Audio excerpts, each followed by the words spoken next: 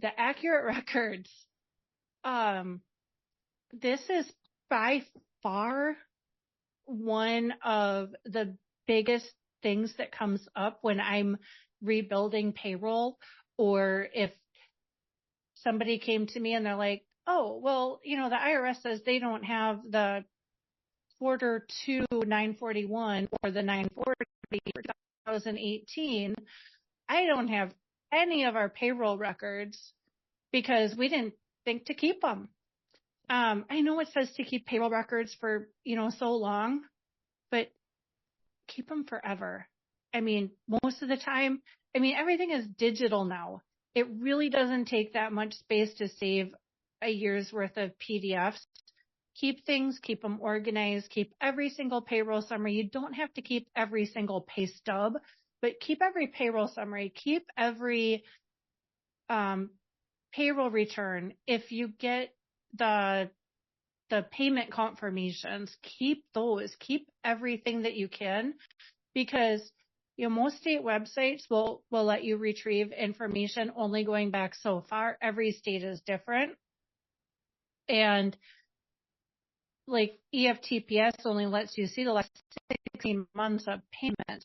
So if we're trying to reconstruct, different things, we'll have to get transcripts from the IRS. We'll have, the case where they were missing some 2018 returns. We had to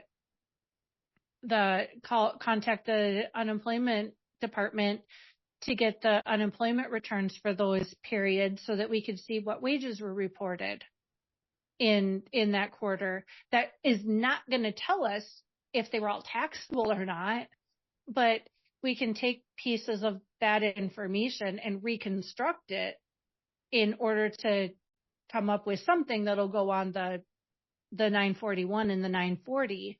We also need the W-2s so that we can reconcile all the 941s to the W-2s, that especially if we're just making numbers up to put on one of the 941s, we want to make sure that the taxable wages mesh so that it's not going to create other issues. And in 2024, I had 7 cases that we had to go back to 2016 to current to fill in missing returns.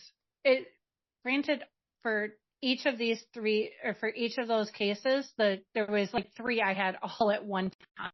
But each of those cases, it was a different cause. One was a business partner that just wasn't filing the returns, and one, they thought their software was doing it. One, I don't even know why they couldn't figure it out. They're like, well, I didn't think it was that big of a deal. And in one case, we had somebody whose EIN wasn't even in existence for some of the time period that the IRS was looking for 941s.